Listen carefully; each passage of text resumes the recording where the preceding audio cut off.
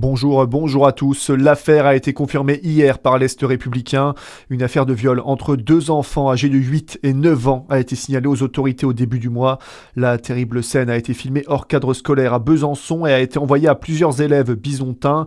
La victime âgée de 9 ans, l'agresseur qui a eu 8 ans et le collégien de 13 ans qui a filmé la scène ont tous été entendus par les gendarmes. Seul le plus âgé sera jugé.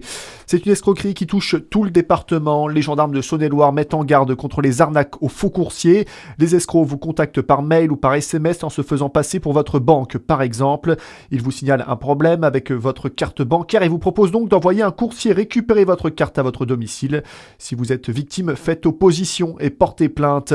C'est une audition très attendue qui commencera demain à la cour d'appel de Dijon. Jacqueline Jacob, 81 ans, grande-tante par alliance du Petit Grégory, doit être entendue en vue d'une éventuelle mise en examen. L'octogénaire est soupçonné d'association de malfaiteurs criminels dans l'assassinat du petit garçon retrouvé mort il y a 40 ans dans la Vologne, dans les Vosges, et elle pourrait faire partie des corbeaux qui sont à l'origine des lettres et appels anonymes reçus par les parents du Petit Grégory les années précédant le meurtre de leur fils Arthur Ribes. Les juges d'instruction se posent en tout cas la question et confronteront Jacqueline Jacob demain, elle qui déjà en 2017 était poursuivie pour enlèvement et séquestration suivie de mort. Elle avait d'ailleurs passé à l'époque 4 jours en prison avant d'être relâchée faute d'éléments probants. Mais depuis, les choses ont changé. Jacqueline Jacob est d'abord incriminée par son beau-frère lors d'un interrogatoire à l'été 2022 qui pense avoir reconnu sa voix dans un enregistrement du Corbeau. Et puis des expertises graphologiques menées récemment attribuent à l'octogénaire pas moins de 3 courriers anonymes adressés aux parents de Grégory. Reste à savoir si ces arguments seront suffisants pour faire avancer l'une des plus grandes énigmes criminelles en France. L'audition de Jacqueline Jacob commencera demain à 10h à la cour d'appel de Dijon.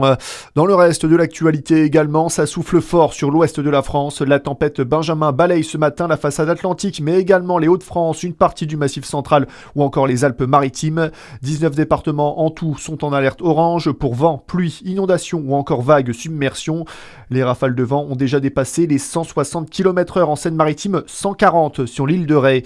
La suspension de la réforme des retraites au menu aujourd'hui du Conseil des ministres. Il doit en effet valider la lettre rectificative qui inclut la pause de la réforme dans le projet de financement de la sécurité sociale. Le budget de la Sécu sera débattu à partir de lundi par la Commission des affaires sociales de l'Assemblée nationale. Et pour conclure, l'annonce officielle est attendue pour 11h. Le tracé officiel du Tour de France 2026 va être révélé ce matin. Les coureurs devraient repasser à 3 reprises par le Jura. Du 17 au 19 juillet, Dole, Champagnole et Poligny devraient accueillir la Grande Boucle. Enfin, le Jura devrait aussi figurer sur la carte du Tour de France Femmes 2026, prévu cette fois du 1er au 9 août. Voilà pour l'actualité, à suivre votre météo sur Fréquence Plus.